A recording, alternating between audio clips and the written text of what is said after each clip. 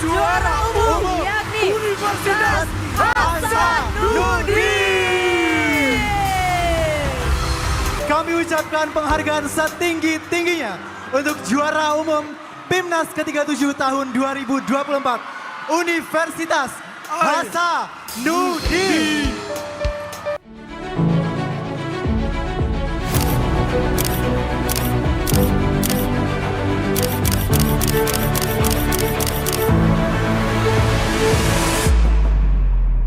Halo pemirsa Unhas TV, jumpa lagi bareng Iva di Unhas Story. Pemirsa, siapa bilang mahasiswa kedokteran kerjanya cuma belajar, ujian, atau praktikum doang?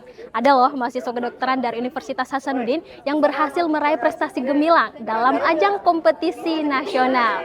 Adalah Kak Widitra Darwis dari Fakultas Kedokteran Universitas Hasanuddin yang berhasil meraih medali emas dalam ajang Pekan Ilmiah Mahasiswa Nasional atau PIMNAS ke-37 tahun 2024. Bahkan Kak Widitra dan tim ini bukan hanya meraih satu medali, tapi meraih 2 medali emas sekaligus. Kira-kira gimana sih tips dan trik dari Kak Widitra? Yuk langsung aja kita bincang-bincang. Halo Kak Faiz dan Kak Iki. Kami izin ke sana dulu ya podcast, nanti kembali lagi.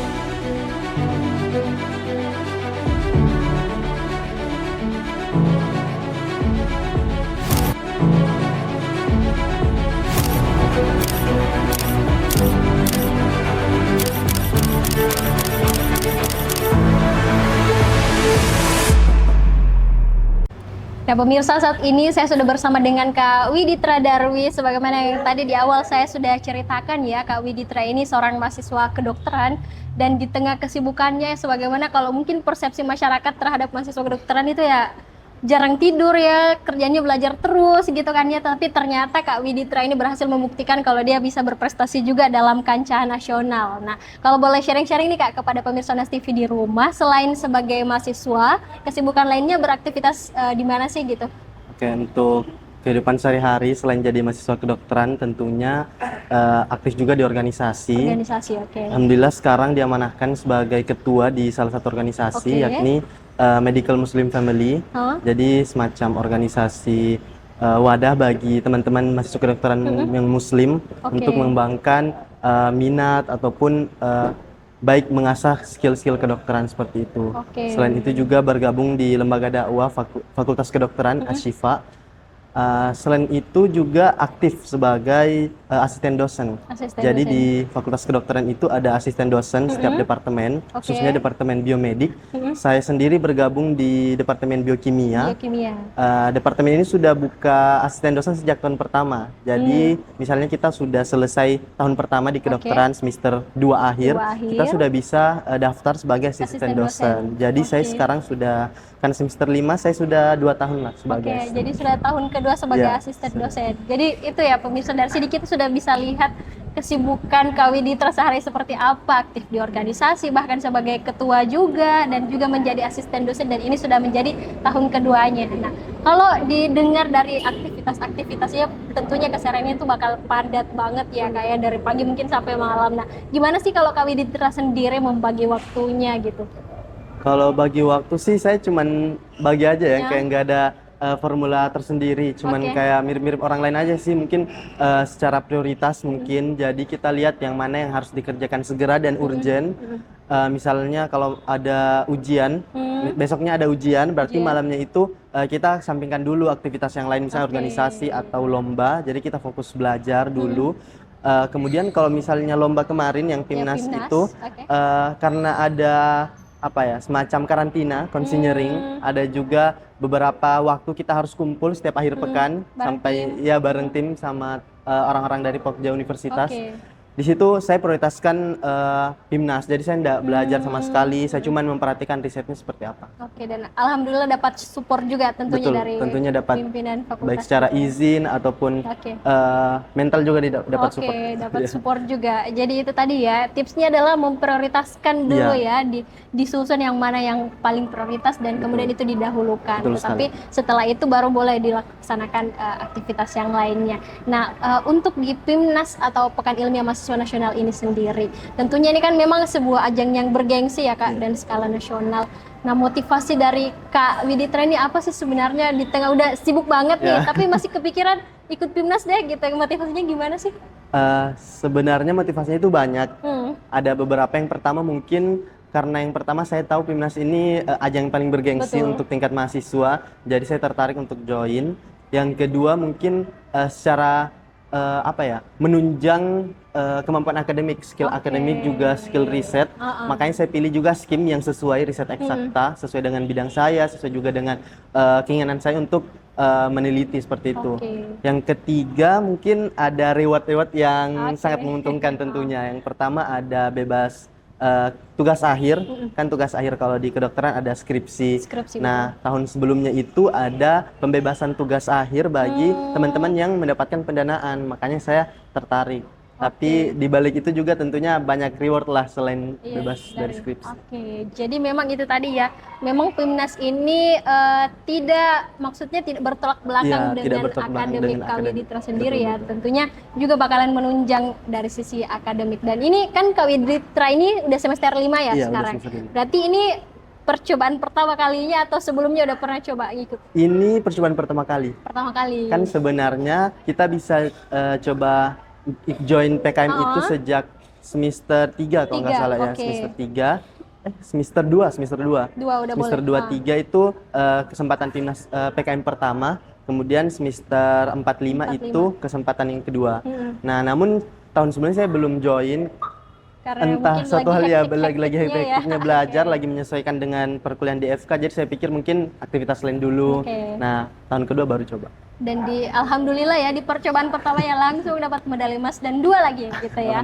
Nah, ini selanjutnya nih Kak, kira-kira nih kan tadi sempat dibahas kalau memang tim yang dibentuk ini juga berkaitan dengan jurusan Kakak sendiri. Nah, untuk persiapannya itu sendiri apakah ada kesusahan di awal gitu ya, apalagi ini kan kayak kuliah kedokteran aja udah susah, apalagi kita mau riset yang sampai mempresentasikan dan sebagainya. Ada nggak sih kesulitan dalam membentuk tim ini sendiri?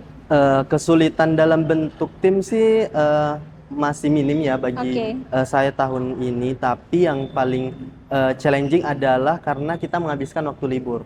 Jadi karena kan di universitas pasti ada waktu libur yang panjang, setiap akhir semester ada 2 bulan. Nah, kebetulan untuk penyusunan proposal ataupun ide dari PKM-nya itu dimulai di masa libur itu. Ya, di masa libur di awal tahun.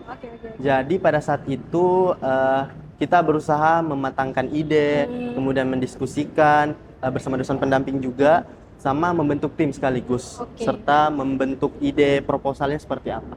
Jadi tantangannya di situ, jadi antusiasme orang-orang ini besar, cuman tantangannya di situ di situ harus mengorbankan beberapa waktu libur, masa libur seperti itu. Karena itu kan ya masa yang paling ditunggu-tunggu ya, kalau mahasiswa habis ujian ya liburan dulu dong gitu kan ya. Betul. Selain libur sih juga masalah ini sih Kak, bagaimana kita percaya bahwa kita tuh bisa sebenarnya. Karena kadang sudah ada ide, terus kita susunlah ide ini, kira-kira metode penelitiannya seperti apa, keluaran risetnya apa yang perlu dipersiapkan ke depan secara teknis. Beberapa hal itu memang kadang terpikirkan sepertinya nggak bisa deh. Sepertinya ini jalan buntu. Mustahil kayaknya. Bahkan kita juga sebagai tim tahun ini kadang juga berpikir kayak sampai sini aja, karena kayak jalan buntu nggak ada penyelesaiannya. Tapi karena diskusi, kemudian konsultasi dengan dosen pendamping tentunya, sama orang-orang dari Pokja PKM juga sangat membantu sih Kak secara ini persiapan. Nah, pemikiran bahwa ini bakalan buntu itu karena mungkin topik yang diambil agak berat gitu ya Kak? Betul. Topiknya sendiri tentang apa? Tentang ini sih Kak, tentang tuberkulosis. Mungkin kalau penyakitnya udah umum, tapi kalau di sisi kedokterannya kita membahas lebih ke tahapan infeksinya. Infeksi itu kan kayak semacam ada organisme lain yang menginvasi tubuh kita. Tapi untuk tuberkulosis ini ada beberapa tahap. Tidak langsung orang ada gejala. Misalnya kan gejala umumnya itu misalnya kalau kita berat badan turun tiba-tiba, batuk kronis sampai batuk berdarah selama 2 pekan, sama keringat di malam hari. Itu gejala khas, 3 gejala khas ya. Tapi sebelum gejala itu timbul sebenarnya kadang ada orang yang misalnya saya sekarang terlihat sehat-sehat, kakaknya mungkin juga sehat-sehat aja, tapi sebenarnya sudah terinfeksi. oke. Nah, Jadi itu tidak langsung timbul ya gejala. nggak langsung timbul gejala.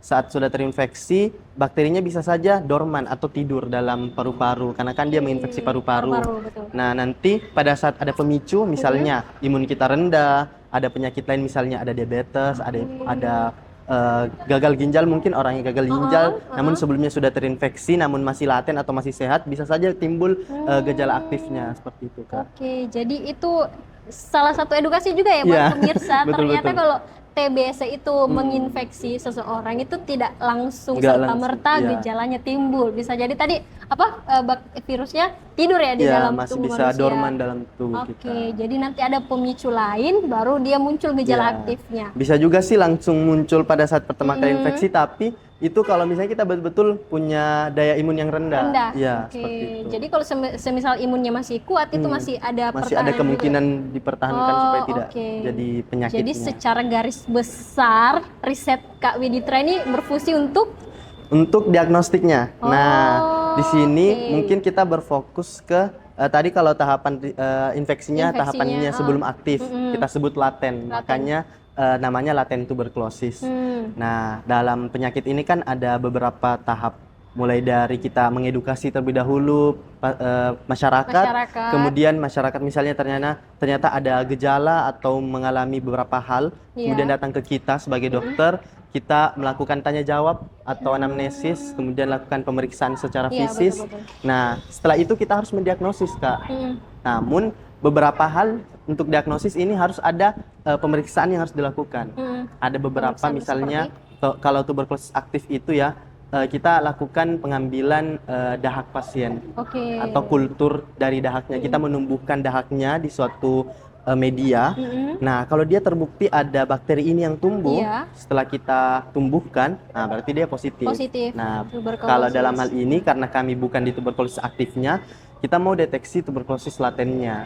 Jadi dia bakterinya ada di dalam tubuh, tapi kita tidak merasakan keberadaannya. Ya, gejalanya. Ya, kayak apa ya, dia bersembunyi lah Bersembunyi, dari gejala-gejala yang bisa saja muncul. Oke, jadi riset dari Kak Widitra ini untuk mendiagnosis, Mendiagnosis itu, itu. yang menggunakan media. Menggunakan sediaan microneedle. Oke, ini Dan- mungkin pakai bahasa-bahasa yang iya. boleh dijelaskan dengan bahasa yang lebih Oke. sederhana mungkin. Sediaannya itu microneedle. Mungkin untuk teman-teman di kesehatan sudah cukup familiar. Iya. Jadi dia kalau kita biasa di fasilitas kesehatan ada suntik. Suntik itu kan needle bahasa Inggrisnya. Oke. Jarum suntik itu needle. Nah, ini microneedle. Berarti kecil dari lagi katanya aja berarti. lebih kecil. Jadi Oke. dia dia ukurannya mikro. Kalau kita mau lihat jelas itu bisa lewat mikroskop. Oh, Tapi dia tetap bisa menembus kulit. oke. Nah, apa sih kelebihan dari microneedle ini? Jadi kelebihannya itu dia lebih minim invasif. Invasif itu dia merusak jaringan, tapi dia lebih sedikit merusak karena kan lebih tapi kecil. Tetap bisa menembus Tetap bisa Oke. menembus dan juga lebih tidak nyeri. Kan kalau needle dia lebih besar, semakin Iya. besar needle-nya tentunya lebih nyeri dong. Iya, betul. Karena ini kecil, bahkan bisa dilihat jelasnya kalau pakai mikroskop pasti lebih tidak sakit Iya, juga. dan kayaknya ini juga sering digunakan di bedah-bedah kecantikan Iya, nggak sih kan ya? iya, Iya, klinik kecantikan microneedle. banyak Oke. pakai microneedle. Jadi menggunakan itu untuk mendeteksi tadi itu ya, Iya, yang untuk sifatnya mendeteksi. tuh tidak aktif, Ya, tidak gejalanya sama muncul. tidak cuman microneedle sih, Kak. Microneedle ini kan cuman sebuah sediaan. Iya. Misalnya kita pakai jarum suntik itu cuman alat untuk Alat menghantarkan. doang, oke. Tapi isi dari microneedle-nya ini kita menggunakan antigen yang spesifik. Antigen itu yang digunakan untuk menginduksi atau kayak membuat proses imun ini menimbulkan suatu reaksi. Jadi dia muncul warna merah di lengan bawah. Oke. Karena adanya antigen yang kita masukkan ke microneedle, microneedle-nya kita tempelkan, terus saat dia melarut nanti muncul respon dari tubuh lah, Oke, secara responnya. mandiri dari respon tubuh bakal membuat apakah kita kalau kita misalnya sudah terinfeksi positif atau Oke. tidak kayak gitu. Tanda-tandanya seperti apa yang muncul itu, Kak? Kalau yang muncul sih berupa kemerahan, kita sebut eritema kalau di bahasa kedokterannya, sama dia lebih timbul sedikit, tapi nggak kayak misalnya kita digigit Bengkak nyamuk. gitu. Oh, nggak Kan kayak kalau gitu juga. gigit nyamuk dia agak naik gitu. Kalau ini cuman merah, Oh. cuman merah. Jadi itu juga lebih kecil. Nah, inovasinya di sini dia bakal lebih kecil kalau kita pakai microneedle karena dosisnya lebih kecil, kemudian rasa sakitnya lebih kecil juga. Jadi mungkin itu kelebihan dari metode sebelumnya. Riset. Oke, jadi memang ini riset menarik sekali ya juga, tapi mungkin durasi kita terbatas untuk Iya, iya, membahas betul, tentang betul. riset itu. Jadi memang kalau bisa tidak saya simpulkan kalau memang risetnya ini baru atau langkah gitu inovasi ini? Baru untuk pengkombinasiannya, Kak. Oh. Penghantarannya menggunakan kan mikroneedle udah banyak digunakan, betul. tapi untuk menggunakan antigen ini dalam sediaan mikroneedle itu baru. Jadi itu merupakan inovasi yang kami persembahkan lah lewat karya ini. Dan semoga nanti bakal digunakan ya di Iya, dunia kesehatan khususnya potensinya di sangat Indonesia besar. sendiri. Iya. Oke, jadi luar biasa sekali pemirsa risetnya itu tadi ya tentang mendeteksi tuberkulosis ya dalam tubuh manusia, dan keunggulannya itu tadi baru ada inovasi yang memadukan antara mikroneedle dan antigen ini. Nah, selanjutnya untuk persiapan mengikuti PIMNAS ini kan ini memang merupakan sebuah ajang yang bergengsi dan tentunya Betul. persiapannya itu cukup lama ya, berbulan-bulan bahkan mungkin Iya, tahunan kali ya dari hampir setahun Universitas lah. Hasanuddin. Nah, gimana sih persiapan Kak Widi tersendiri dan gimana sih support dari pimpinan kampus baik dari fakultas maupun universitas? Tahapan awalnya mungkin ini sih, Kak, bagaimana dapat idenya dulu. Oke. Jadi idenya ini dapat karena berdasarkan pengalaman pribadi kami juga.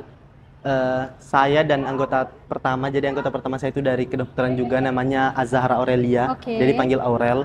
Dia sebenarnya seangkatan dengan saya, Oke. tapi satu dan lain hal dia harus mulai di tahun 2023. Jadi kita sudah memang ketemu di SMA sebelumnya. Oke. Terus Nggak di satu SMA kampus sih, tapi sering kenal. ya udah kenal. Terus di kampus kita punya pengalaman yang sama sebelumnya untuk daftar pertukaran pelajar di SMA. Oke. Nah, pada saat itu kita harus lakukan tes yang tadi. Oh, untuk Tes yang mendeteksi untuk mendeteksi tuberkulosis Oke. laten itu. Dia positif sedangkan saya tidak. Ah. Dan dari situ kita tertarik. Apa sih kelemahan dari tes ini, karena kayak orang bisa positif. Oh, akurasinya Iya, gitu akurasinya. ya. Oke. Soalnya dia positif tapi sebenarnya tidak ada gejala kayak gitu. Nah, terus sudah dapat ide, kita dapat juga dosen pendamping dari yakni Prof Nasrum. Tentunya Prof. teman-teman tahu Nasrum. dia ketua Lembaga Penelitian dan Pengabdian Masyarakat, Prof Nasrum Masih. Beliau juga seorang dokter dan peneliti yang sangat handal. Nah, anggota kedua saya itu dari kedokteran juga. Kedokteran juga. Dia oke. itu namanya Prima Donna Putrisya, dipanggil Prima, sekelas dengan saya. Satu kelas, oke. Nah, saya ajak dia karena beliau ini punya kemampuan editing. Oh, Jadi PPT, oke. media sosial semua Jadi itu juga kelola. dibutuhkan di Betul, PIMNAS betul. ini sangat. Jadi kalau mau buat tim penting sekali Penting itu sekali kemampuan ada yang- editing. oke. Nah, yang keempat ini dari Anggota kimia. keempat, kimia. Siti Oke. Namira. Beliau juga angkatan 22, angkatan dengan saya. Kimia penting karena kan ini terlibat adanya reaksi-reaksi Reaksi, begitu, betul. bahan kimia yang kami gunakan di lab harus seperti apa seharusnya. Jadi beliau sangat membantu sih. Dan Yang terakhir termasuk kunci juga Kak Vira Yuniarti dari angkatan 2021. Beliau ini dari farmasi. Farmasi. Nah, karena kan sediaan mikroneedle, kami tentunya juga didukung oleh betul. Prof Andidian Permana. Nah, Prof Andidian Permana ini profesor di bidang termasuk mikroneedle. Jadi dia penghantaran dermal transdermal, termasuk dalamnya mikroneedle. Nah, beliau ini yang sangat mensupport Dan kami. profesor termuda juga ya pemirsa. Betul, betul. Prof. Andidian Permana. Kayak Oke. nggak ada orang PKM yang nggak tahu Prof Betul. Dian. Kami juga berterima kasih kepada banyak pihak, dokter-dokter dari FK, Prof Rina, selama pembuatan materi ini, membuat risetnya. Kemudian kita ada proposal dulu dikumpulkan. Setelah lolos proposal, kita dapat pendanaan. Pendanaan. Risetnya dilakukan, kita laporkan, kemudian ditentukanlah dari lulus ke final. PIMNAS atau tidak. Oke. Nah, setelah lulus PIMNAS barulah persiapan sekitar kurang lebih 1 bulan lebih untuk mempersiapkan. Oke, jadi itu tadi ya pemirsa. Kalau kita lihat perjalanan Kak Widi training, Ya, tentunya sebenarnya bakal- banyak hal-hal kecil yang nggak bisa Betul, diceritain. Dan tentunya ini melibatkan begitu banyak pihak Betul, yang betul. tentunya mensupport, mulai dari pendampingnya, ada bahkan teman-teman timnya Kak Widitra ternyata bukan dari kedokteran Iya. semua ya. Ini menggabungkan Kolaborasi juga sangat penting. kolaborasi dari farmasi, ada juga dari kimia tadi ya. Jadi memang untuk melakukan atau menghasilkan riset yang luar biasa ini itu melibatkan banyak komponen dan banyak pihak yang mensupport dari Universitas Hasanuddin. Nah, setelah persiapan ini kan itu tadi ada beberapa fase untuk sampai ke final atau PIMNASnya ini kan ya. Lulus pendanaan dulu, kemudian dilakukan riset, kemudian dilaporkan. Nah, untuk sampai pas di PIMNASnya ini gitu, proses apa sih yang ada di situ dan challengingnya di mana nih? Mungkin challengingnya lebih ke ini sih Kak, karena untuk kecerdasan kita tidak cuma diuji dari segi kecerdasan akademik ya, tentang risetnya. Mungkin semua orang di riset masing-masing paham lah dengan risetnya, Iya, apa yang betul. mereka bahas. Tapi yang penting sekali juga adalah kecerdasan emosional sih. Emosional. Bagaimana oke. kita bekerja sama dengan satu tim yang kayak setiap hari sudah ketemu, setiap hari mungkin kalau dimarahi bersama-sama, ada saling cekcoknya juga. Mungkin bagaimana, apalagi saya sebagai ketua juga belajar bagaimana ngelit orang, karena itu Oke, sangat betul. penting, karena apa ya, beda orang, beda kepala, Iya, beda pendapat betul, juga. betul, betul. Kita harus menyikapi mereka seperti apa. Misalnya teman tim yang satu beda treatment saya, mungkin cara menyampaikan kayak gini harusnya itu berbeda-beda sih. Dan dari banyak kepala ini itu Ya. harus satu pemikiran Iya, pada saat betul, presentasi nanti ya gitu. Dan saya juga berterima kasih sekali dengan pihak fakultas maupun universitas. Oke. Gemblengan selama 1 bulan persiapan itu sangat bagus dan Oke, sangat 1 memacu, bulan sebelum. ya, sangat memacu potensi kita sampai ke titik yang paling tinggi lah, kalau bisa Oke. saya bilang. Oke. Potensi saya paling keluar selama persiapan PIMNAS sampai presentasi Di PIMNAS. 1 bulan terakhir itu Iya, benar-benar betul, betul. digembleng ya. Iya, betul. Mungkin secara konkretnya gitu gimana sih aktivitas sebelumnya itu kan sampai di karantina juga ya kan? Iya, di karantina. Jadi 1 bulan terakhir sebelum PIMNAS itu kita setiap pekan ada kumpul dari pagi jam 7. Semua tim itu seluruh Semua tim yang Oke. lolos PIMNAS dari pagi 7.30 sampai biasa jam 6 sore. Dan itu Sabtu Ahad. Bayangkan jadi Oke. Senin Jumat kita Kuliah. kuliah dari pagi sampai sore, Sabtu Ahad Ahad dari pagi sampai sore juga Coaching. coaching. Heeh. Nah, itu coachingnya bukan hanya bagaimana mempresentasikan hasil kita, membuat artikel juga, Oke. membuat poster juga kan, ini kejuaraannya ada presentasi poster. poster, Iya. betul. Bagaimana membuat poster yang bisa menceritakan riset kita, juga pandangan-pandangan yang harusnya kita lakukan dan harusnya tidak kita lakukan. Jadi kayak kurang lebih kayak simulasi Iya, betul, di betul. PIMNAS Betul, kali betul. gitu ya di 1 bulan terakhir ini, Iya. dan itu disupport penuh dari universitas. Nah, saking asiknya nih kita cerita persiapan, kita sampai nggak bahas nih Kak Widitra dan tim ini dapat apa gitu kan ya. Nah, mungkin boleh diceritakan, ini kan dapat 2 medali emas sekaligus, itu dalam kategori apa dan berapa banyak saingannya gitu. Alhamdulillah, kita satu tim. Jadi nama tim kita itu tim detek. Detek. Oke. Karena kita mendeteksi, jadi kita Oke. Keren kebetulan juga ya inovasinya. antigennya juga namanya, kesingkatannya itu EC. Oh. Kan kata detek terakhirnya EC. EC, betul. Jadi deteknya itu nggak pakai huruf T terakhir. Oke, Jadi DETEC. TEC, oke. Nah, kita dapat alhamdulillah di skim riset eksakta Riset kelas eksakta. 5. Jadi skim riset eksakta itu ada 6 kelas. 6 kelas, Kita oke. masuk di kelas yang 5 ini. Heeh. Pembagiannya itu random. Oh, Dari oke. pusat sudah dibagi memang. Alhamdulillah dapat medali emas Emas. untuk kategori poster juga Poster. presentasi. Oke. Dan yang paling bergengsi sebenarnya itu kategori presentasi ini sih Kak, karena Karena- dia nomor utama yang diperlombakan. Oh, Ya, oke. Selain poster ini ya presentasi yang presentasi ini utama. yang paling utama ya. Dan berapa tim yang Dalam bersaing di satu kategori room, itu? dalam satu room saya untuk RE5 itu ada 21 tim tersebar betul-betul dari seluruh Indonesia, oke. baik dari Sumatera bahkan sampai Papua juga ada. Iya. Oke, jadi ada 21 ya tadi? 21 tim. 21 tim dalam kelas itu, dan Iya. Kak Widitra bersama timnya, wah good job ya, mendapatkan 2 medali emas sekaligus ya di presentasi dan juga poster. Oke, nah setelah menang, ya gini kita cerita-cerita reward nih biar Iya, iya. pemirsa Unas TV ini pada tergiur Termotivasi. juga ya buat ikut PIMNAS Betul, betul. selanjutnya. Nah setelah menang ini kan selain kebanggaan tentunya ya, kita dapat, wah untuk pertama kali juga Unas dapat juara umum di PIMNAS kali ini. Nah apa sih reward atau benefit yang Kak Widitra dan tim dapatkan? Benefitnya tentunya secara langsung direct dari hasil lombanya itu. Jadi uang tunai tentunya, Oke. piagam penghargaan yang sangat punya kekuatan yang sangat tinggi karena perlombaannya dari Pusat Prestasi Nasional Betul, dan Pusat merupakan Prestasi. ajang yang sangat bergengsi, uang pembinaan yang cukup besar. Kemudian reward dari fakultas juga tidak kalah menariknya. Boleh nggak di-spill nih jumlahnya? Kalau dari jumlahnya. Oke. Jumlahnya kalau dari Puspresnas itu untuk presentasi juara 1 35 juta. Oke. Poster Poster 15 juta. 15 juta. Jadi totalnya mungkin sekitar 50 juta. Kita Dari bagi Puspresnas ya? Iya, untuk dari satu tim Puspresnas nih. untuk Oke. satu tim. Selanjutnya dari kampus. Dari kampus ada juga reward uang tunai. Tidak lebih besar tapi lumayan lah. Lumayan Iya, juga. lumayan juga. Oke. Dari Univ juga ada. Heeh. reward bebas skripsi juga sementara diurus. Oke. Sama ini sih Kak, saya lebih memandang ke depannya setelah kuliah. Nah. Jadi kan kita tentunya mau ada jenjang karir. Betul. Jenjang karir itu mungkin S2, S3, ambil penelitian di luar. Betul. Dan ini sangat bermanfaat kalau kita mau misalnya ambil riset di luar negeri.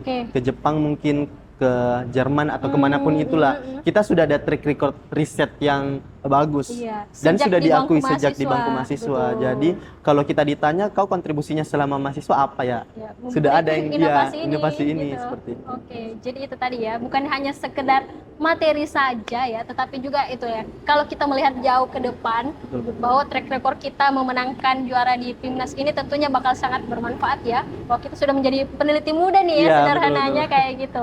Oke, dan juga ada tadi dibahas bahwa dibebas tugaskan, Ya. tugas akhir kan. Jadi Sementara diurus. semua anggota tim ya itu Bergantung fakultas. Oke, Iya. sesuai dengan kebijakan fakultas masing-masing. Tapi kayaknya Pak Rektor ini sudah mengumumkan ya bahwa semua yang menangin itu bakal Betul. dibebas skripsikan alias tidak ada tugas akhir ya. Kan sering tuh mahasiswa tertahan di situ ya di tugas akhir. Sudah gara-gara Oke. tugas akhir. Tapi sebenarnya kalau kita lihat sebenarnya perjuangannya kurang lebih sama sih kayaknya ya. Bahkan Kurang lebih bahkan berat kadang lebih berat rasanya. PIMNAS ini daripada buat skripsi pemirsa ya, Iya. karena di samping membutuhkan kerja sama tim juga, dan pengujinya bukan dari kampus, dari Seluruh Indonesia nasional gitu ya. Dan tentunya sangat berhak atau balance yang kau mendapatkan tugas akhir yang didoaskan seperti itu. Iya. Terakhir nih, closing statement kepada pemirsa NAS TV untuk membakar juga semangatnya mahasiswa Unhas untuk tetap untuk terus juga mengukir prestasi di PIMNAS maupun ajang-ajang kompetisi internasional maupun nasional lainnya gitu. Mungkin sebelum closing statement terkait motivasi, saya mau kasih terima kasih dulu sebanyak-banyaknya tentunya kepada seluruh pihak, teman-teman tim, Aurel, Prima, Namira, dan Kafira yang sudah membangun tim ini sangat kuat dan sangat hebat. Meski banyak dinamika tentunya, kepada orang tua kami yang sangat suportif. Orang tua saya mungkin yang sering marah karena saya jarang pulang karena riset ini. Tapi alhamdulillah ada hasil lah yang bisa saya berikan, bahwa ini loh yang saya dapatkan dari jarang pulang ke kampung mungkin. Kemudian guru-guru besar yang sangat mendukung, ada Prof. Nasrum, Prof. Andidian, kakak-kakak Spekta, Kak Yomil, Kak Kade, Kak Ame, dan semua kakak-kakak yang selalu mendukung kami, Dr. Najda, dan semua orang yang mendukung kami. Mungkin untuk motivasi bagi teman-teman yang mau join di PKM ini, pasti proses ini sangat panjang dan melelahkan. Betul. Dan pasti ada titik di mana kita merasa sudah kayak di sini mi akhirnya, tidak ada mi lagi kayaknya. Kedepannya kita tidak mungkin lolos. Tapi yang harus teman-teman pahami bahwa selain dari reward yang kami dapatkan, mungkin selain karena usaha dan keberuntungan tentunya, juga ada proses yang bakal teman-teman dapatkan, dan itu saya rasa saya tidak dapatkan di tempat lain selain ber-PKM. Kemudian mengasah skill akademik, skill komunikasi, kolaborasi, dan mempersiapkan teman-teman dalam dunia kerja lah. Itu yang paling penting selain dari reward. Selama proses juga yang saya paling dapatkan sih selain kita mempersiapkan perlombaan, jangan lupa juga kalau usaha yang kita lakukan itu tidak ada apa-apanya kalau yang di atas itu tidak merestui. Jadi teman-teman selain usaha-usaha duniawi, tentunya kami setim juga selalu mengusahakan hal-hal yang bersifat berserahlah. Karena apapun usaha kita, sebagus apapun itu pasti juga ada keterlibatan dari Yang Maha Pencipta dari semua hasil yang kita dapatkan. Oke, jadi itu tips kuncinya juga ya, bahwasanya tidak hanya dari usaha kita sendiri, tentunya kita tidak bisa melepaskan semuanya, hasilnya itu lepas dari Tuhan Yang Maha Esa. Tentunya kita harus selalu bergantung kepadanya ya. Oke, jadi itulah tadi pemirsa ya, bincang-bincang kita yang sangat seru banget sama Kak Widitra hari ini. Jadi Kak Widitra dan tim ini menambahkan lagi torehan prestasi Unhas di kancah nasional, apalagi juga alhamdulillah ya Universitas Hasanuddin berhasil meraih juara umum di PIMNAS 37. Baru pertama kalinya nih Piala Adikarta Kertawidya keluar dari Pulau Jawa, dibawa oleh Unhas, dan ini tentunya menjadi kebanggaan buat kita semua. Jadi itu tadi sharing-sharing kita hari ini bersama Kak Widitra ini harusnya menjadi inspirasi dan motivasi bagi seluruh sivitas akademika Unhas, khususnya mahasiswa ya, agar mungkin kesibukan akademik itu tidak boleh menjadi penghalang, karena ya di tengah kepadatan aktivitas tentunya kita selama ada keinginan, ada usaha dan mau berproses, tentunya pencapaian yang luar biasa itu bukan hal mustahil untuk kita lakukan. Terima kasih banyak juga kepada pemirsa Unhas TV yang selalu senantiasa menyaksikan Unhas Story, dan jangan lupa untuk terus menyaksikan Unhas TV untuk mengakses event-event menarik lainnya. Saya Fasya Rahman mewakili kru yang bertugas, pamit undur diri dan sampai jumpa. Wassalamualaikum warahmatullahi wabarakatuh.